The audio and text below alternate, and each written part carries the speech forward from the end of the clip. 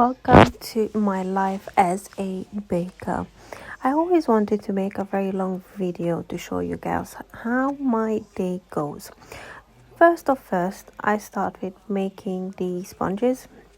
I usually do a 2-day work. So the first day is baking all the sponges because you need to let them cool down. As soon as they are cool, I always wrap them up very nicely, foil them up and put them in the fridge because the consistency of a sponge, it's much better if it's left in the fridge overnight, and you're not going to have so much crumbing all over your kitchen. Sometimes you do, sometimes you don't. Now, the sponge that I've been testing is not as crumbly, so it's perfect. Usually, I do this in the morning. So for the weekend, I had a couple of mixed cakes, and I had my birthday cake and a couple of other birthday cakes. So I finished everything within 2.5 hours to 3, but that's only because I'm a bit more organized. I double up my portions, and I have a double oven, so that helps me a lot. You guys have no idea how much this can help.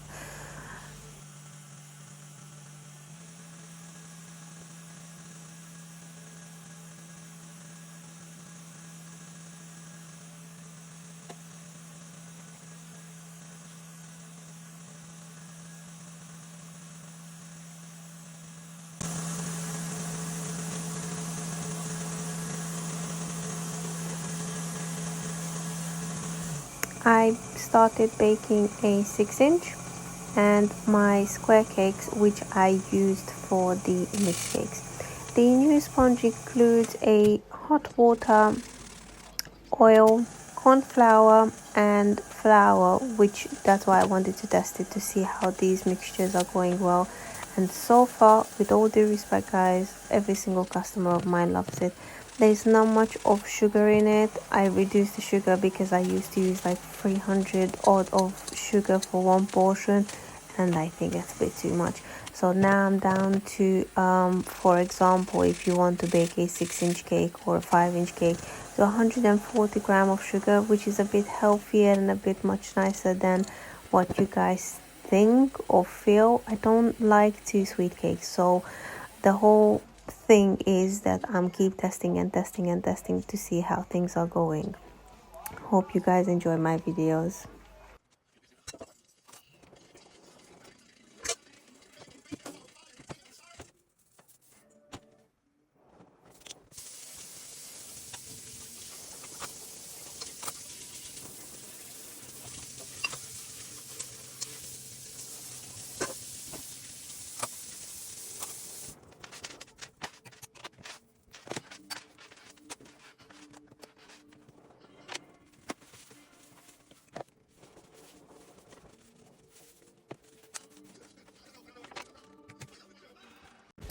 The vanilla sponges are all in the oven now, so I'm going to start making the chocolate sponge. The chocolate sponge requires hot water. Now, for this, I usually prefer to separate the egg yolks from the egg white. The reason is because you will have to use the hot water to mix with the yolks and the cocoa powder, which needs to melt, so it's gonna give a much stronger, much tastier flavor. It helps a lot for the process of the chocolate sponge to be much fluffier and much tastier. In my opinion, you can do it separating it or not separating it. I have tested a couple of other chocolate sponges that they are with mixing the eggs together, but I think I prefer it this way. I don't know why. Maybe I'm a bit more old school, or maybe I'm just trying to complicate my life sometimes. I have no idea, but it feels like it works much better. Now, don't get scared of my small kitchen. I'm used to baking the way I am.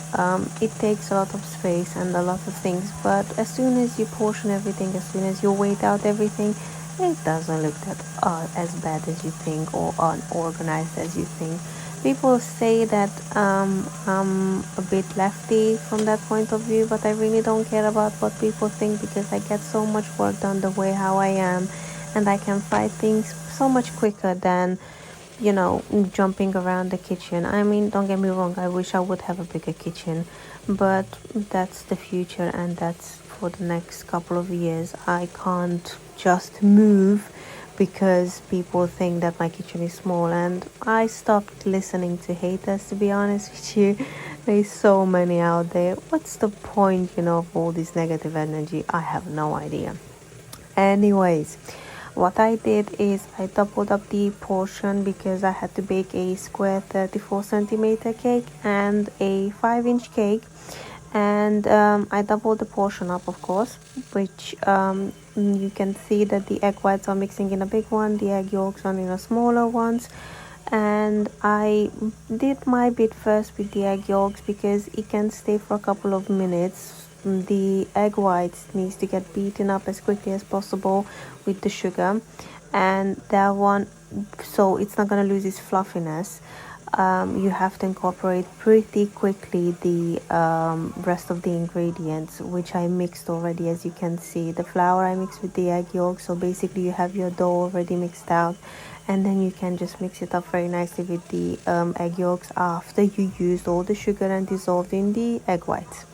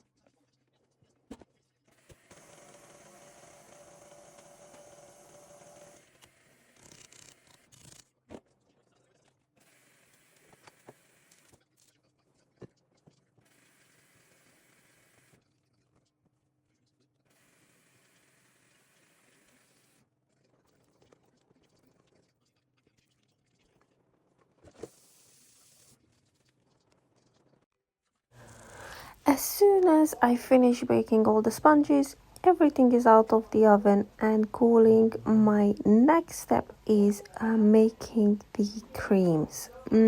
Because I like to use freshly made, freshly boiled creams, vanilla cream, and all the mousses that I have posted recently on my channel. I would like always to suggest to all of you, please ensure you prioritize freshness. Now, I already posted the vanilla cream, so I'm just gonna basically repost it again for you guys. I always put the milk first to boil because you need to leave it on a low heat. We don't want the milk to burn because it's gonna give a funny taste to your cream and you'll have to do it all over. I never waste the egg whites. I always make a pavlova, which I can put on the mixed cakes. People love it. I love it. So why should we make? I just don't like to waste. Why should we waste? Come on, guys. So I multitask as always. I leave the mixer on and I'm just leaving it over there to mix up properly with the sugar while my milk is boiling. I finish my egg yolks mixed up with the corn flour, the flour and the sugar. I prepared mascarpone as well because in the end of the cream I add 80 grams of mascarpone, which makes it so much creamier. I always try to show you guys all the small secrets, all the small bits and bobs, because I don't want you guys to feel like I'm hiding something, or there are so many small ways of just not showing the correct recipes.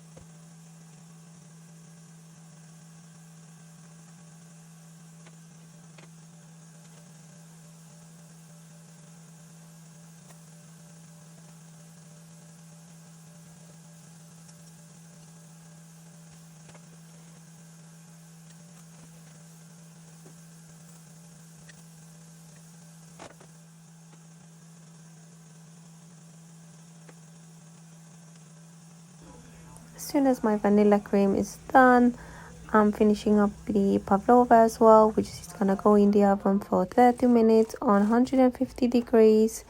And I'm just gonna make sure it has a very nice light fluffy color, and we don't want to overdo it.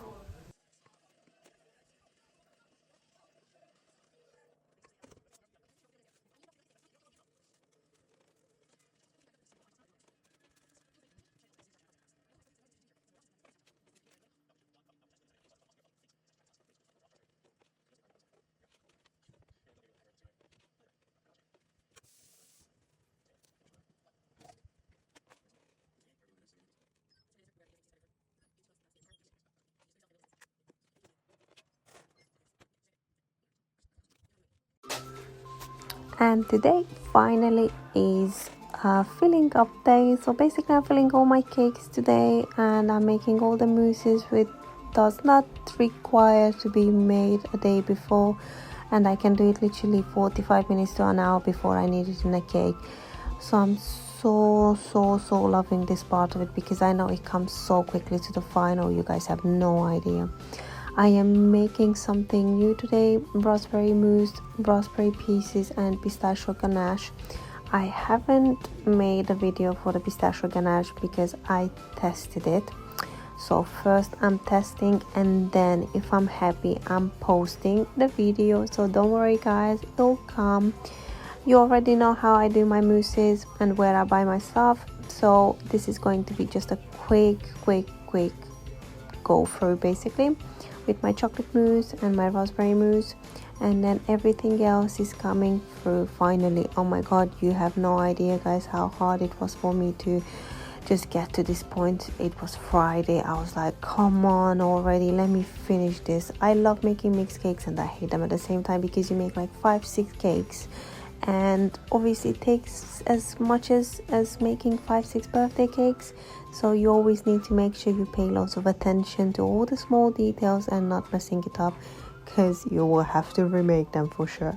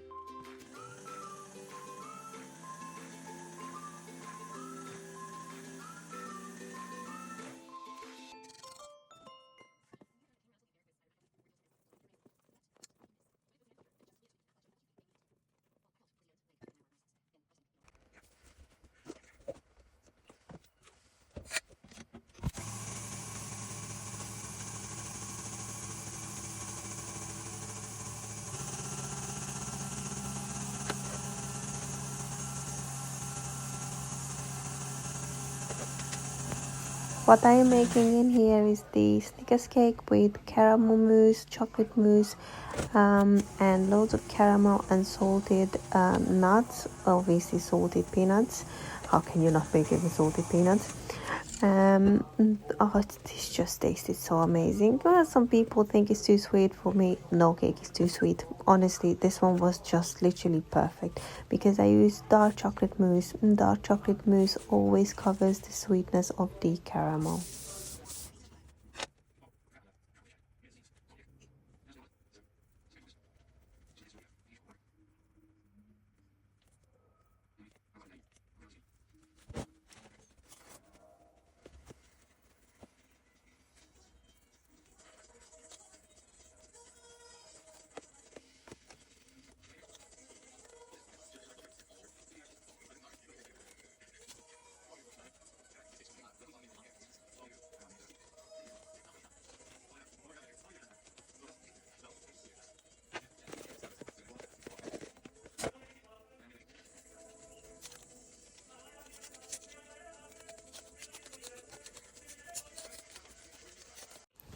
This is the raspberry and pistachio cake that I am testing.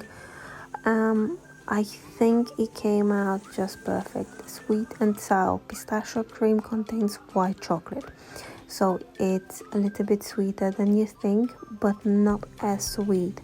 The pistachio and everything just combines perfectly. For some reason everybody loves the raspberry and the pistachio combination, so I wanted to try it out. That's why I wanted to use the first layer as the raspberry mousse, which is nice, fluffy and soft, and it goes very well with the vanilla sponge.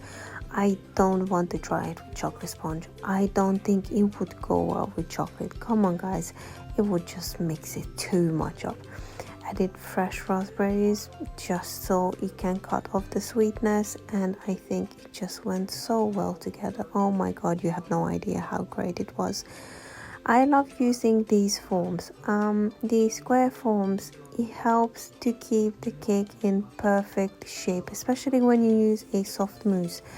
If you don't use these square shaped metals to hold your cakes together, it will come out. Everything will just literally come out, and then you messed up the whole entire cake. I have done it before and I've learned from my own mistakes, to be honest with you, so that's why I'm using it, and it's so much nicer than just literally making a stronger cream which doesn't taste as nice as a fluffy mousse.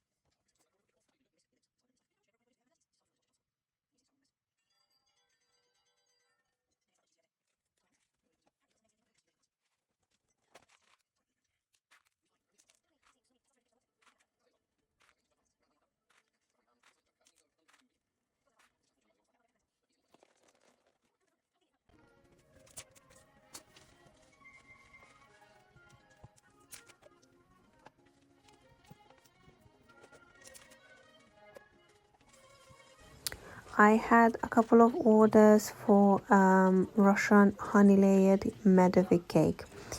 You need to use sour cream for this, so it's gonna make the honey layers nice and soft. The honey layers are strong because they get stronger from the honey, and the combination of the sugar and butter and the sour cream, just it has a perfect combination. I used fresh cream, sour cream, condensed milk and sugar powder because I just don't want it to be too sour. I prefer to have it just a perfect taste.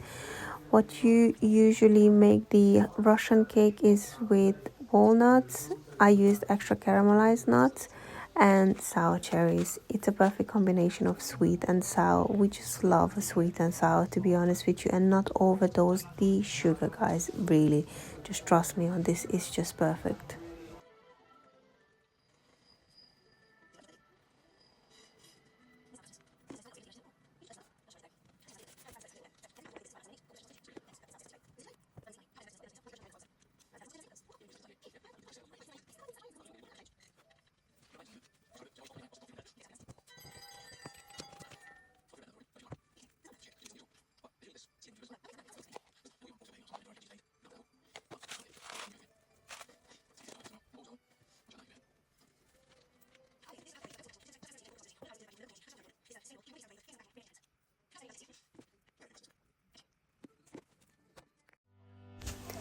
Finishing up with the pavlova, I used fresh cream and mascarpone with icing sugar mix, and I used the sour cherries just so we're gonna have some fruits in there as well. And I just, for some reason, this cake is one of my favorites. It's just so light, it's just so summery, it's just so perfect.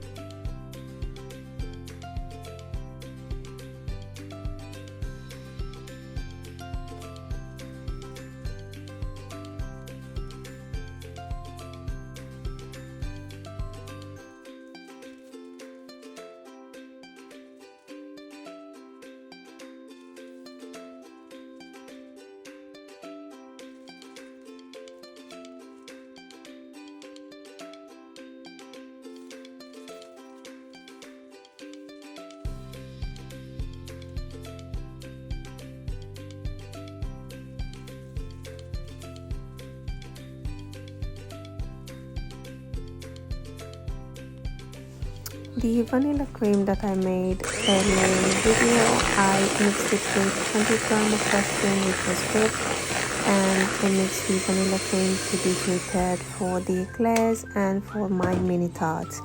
It helps to mix it in before because it stayed and cooled for 6 hours, left it in the fridge as well, and it just gives a very good consistency. Don't forget to put a foil on top of your vanilla cream so you're not gonna get lumps.